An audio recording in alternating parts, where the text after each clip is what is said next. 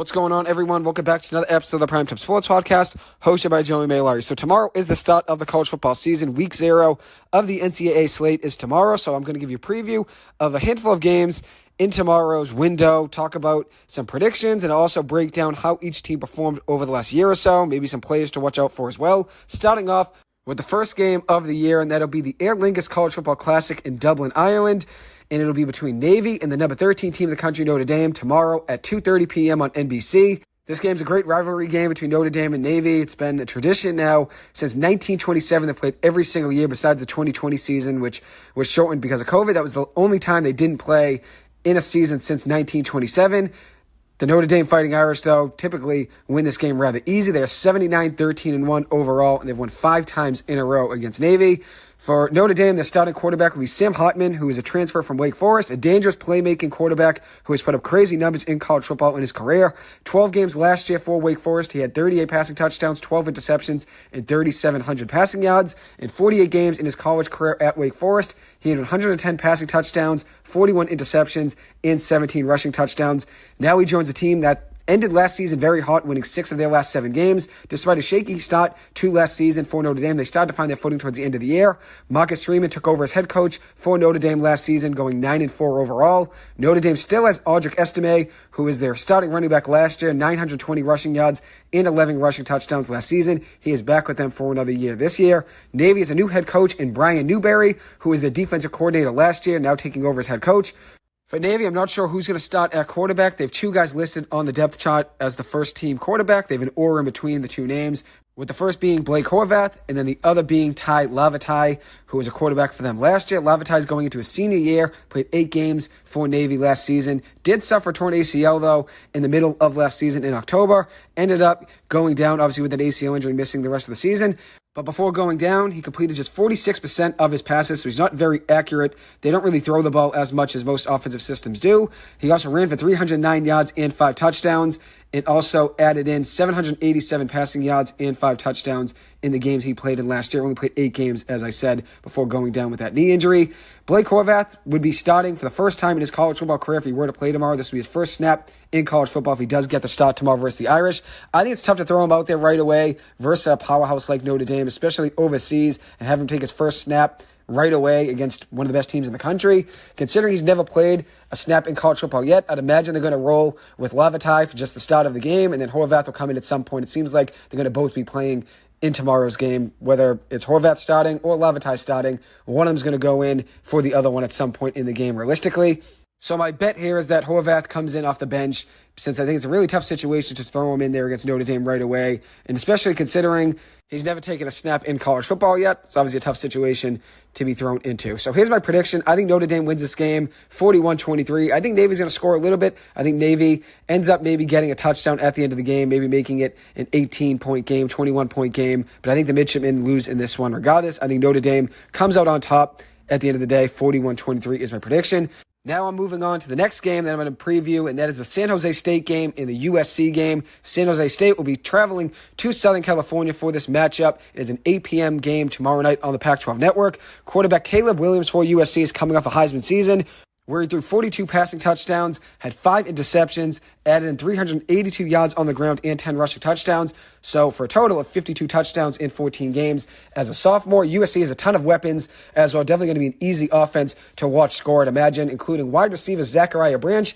Going into his freshman year for the Trojans, he's an absolute jet who actually reached 26 miles per hour in a training video over the summer. A true weapon that's going to catch eyes immediately. I think a great comparison for him in the NFL is Jalen Waddle. Pure electricity and speed. I think he's going to be a burning threat there for USC in offense. I think he's going to be a guy that's going to catch a lot of eyes right away at the start of the college football season. Caleb Williams has it easy, though, not only with Zachariah Branch, but also has a transfer wide receiver, Dorian Singer, who's stepping in from Arizona. Singer last year had 6 touchdowns and 1,100 receiving yards last season for Arizona. As for San Jose State, their quarterback is Shavon Cordero, who had 23 passing touchdowns last season to 6 interceptions. He was a transfer from Hawaii going over to San Jose State. Added in 9 rushing touchdowns last year as well, has good mobility. San Jose State does have a good offensive line, which helped them succeed a little last year and helped them score some points. And if you look at it, Cordero also has some good mobility. He can move, as I said. So I like what I saw from him in the film that I watched a little bit of his highlights over the last couple of days. I think the kid's a playmaker. I think he's going to make some plays in tomorrow's game. Issue is, though, obviously, USC is one of the best teams in the country, but you could beat USC by scoring points against them. You're probably not going to outscore them, but you could definitely score points against their defense. That was a big weakness for USC last season, was their defense. And San Jose should be able to score a little in this game. The only teams USC beat by more than 31 points last season were Colorado and Rice. They didn't really blow out too many teams by too much last season. So that's why I think it's going to be a little bit closer than most people probably expect here, even though I think USC has too much firepower for San Jose State to win this game. I think San Jose State could score some points in this game, especially considering what I saw from Siobhan Cordero in the highlights. I think this kid's going to be a playmaker, and you also add in that they're bringing back the top offensive skill player from last season, running back Kyrie Robinson, who had 752 rushing yards and 10 rushing touchdowns last year. Now a 50-year-back veteran in that system. And then you add in, as well as I said, Cordero, a guy that's going to make some plays with his legs. I watched his highlight reel. He can get a lot of moves on you in the open field and get around you with his elusiveness. I think it's going to be a fun game to watch tomorrow night. I think USC ends up winning this game, though, 48-26. We'll obviously see what happens there. I think it'll be a fun one to watch, though. Next up is UMass heading to New Mexico State. This game will be at 7 p.m. tomorrow night on ESPN. New Mexico State did go 7-6 last season and actually made their first bowl game since 2017 last year, so they had a positive year last year. If you look at UMass, though, brutal season last year, 1-11 in the 2022 season, winning just 3 games over the last 4 full seasons in college football. They've been one of the worst programs in the country over the last decade and finished 133 out of 133 in the FBS last season. They struggled on both sides of the ball, but they did add in former 4-star recruit to Clemson, Tyson Pumachan, a quarterback who played alongside Trevor Lawrence for a couple of years for Clemson. He was the backup to Trevor Lawrence in 2019 and 2020. He played 3 years for Clemson and also played last year for Georgia Tech as a transfer. Now he's going to his 3rd school, though, in his college career. In his career, he's played just in 15 games, has 1 passing touchdown to 4 interceptions, also did add in 3 rushing touchdowns over his career as well.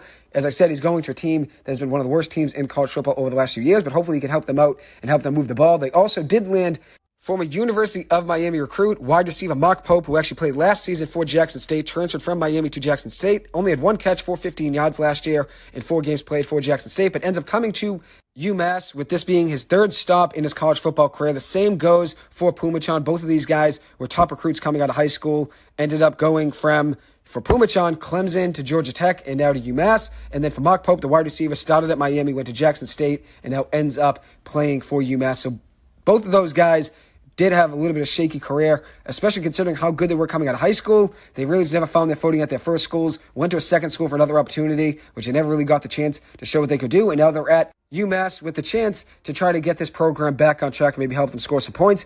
Pope did have a very good year in 2024 Miami, 33 catches of 403 yards and 2 touchdowns. And as I said, from a 4-star recruit, was the 8th best wide receiver in his high school class.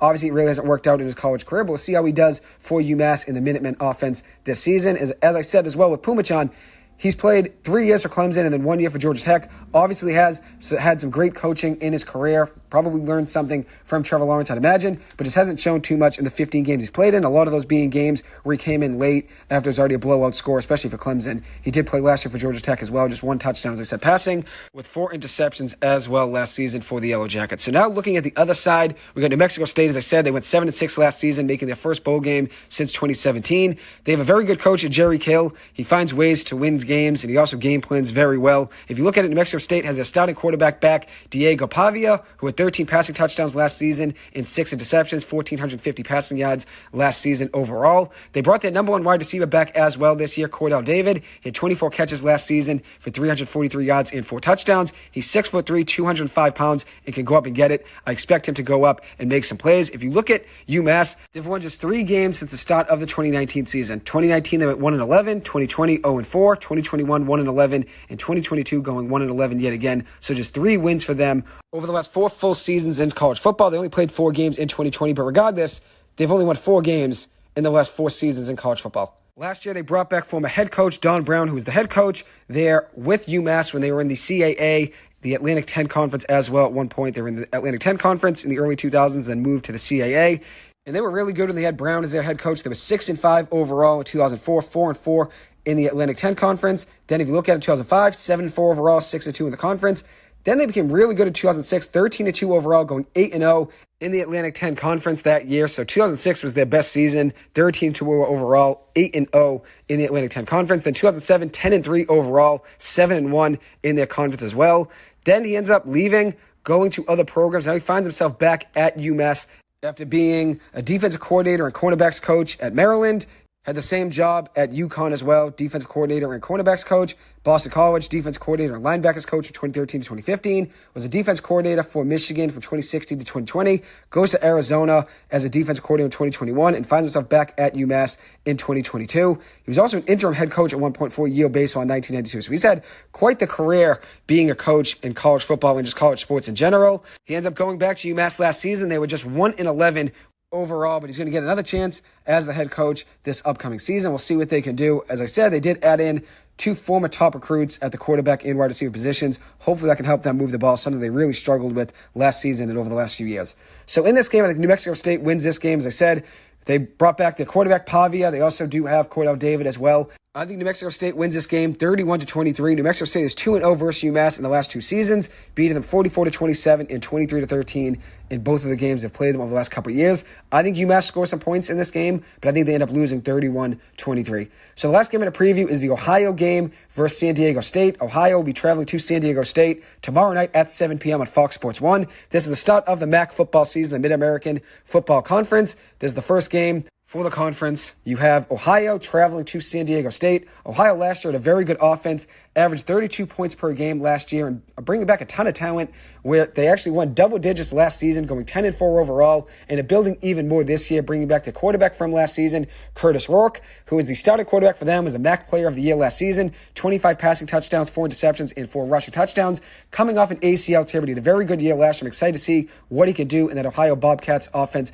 this season as well. They're bringing back a ton of offense at the wide receiver and running back positions as well, including former Ohio State wide receiver Sam Wiglis. He transfers to Ohio last year and put on a show for Ohio on offense, 877 receiving yards and 11 touchdowns. He was great for them last year. I'm excited to see what Rourke can do with him this year. And they also brought back their running back from last year, C.A. Bangura, who had 1,000 rushing yards last season, 13 rushing touchdowns, 226 receiving yards, and 2 receiving touchdowns last season as well. 15 total touchdowns for him last year. He's going to be a guy to watch out for in that offense. I think Ohio's going to have a really good year this year, which I'm not going to do my full college football predictions yet. I'm probably going to do that at some point in the middle of next week. I'll give you my record predictions for every team that I think is going to be really good this year. I'll probably break down the whole MAC, talk about BC football, and then give my predictions for the top programs in the country, maybe give some Heisman predictions as well. I'm not going to do all of that right now, though. I'll wait until middle of next week so I can do a little bit more research. But I think Ohio's going to have a good year this year. That offense is going to be dangerous. You look at Rourke, he's a very good quarterback, has very good touch on his passes, and has a very strong arm. And if you look at that offense, I mean, Bangura was only a freshman last year. I think he's going to be even better this year. Had 15 touchdowns last year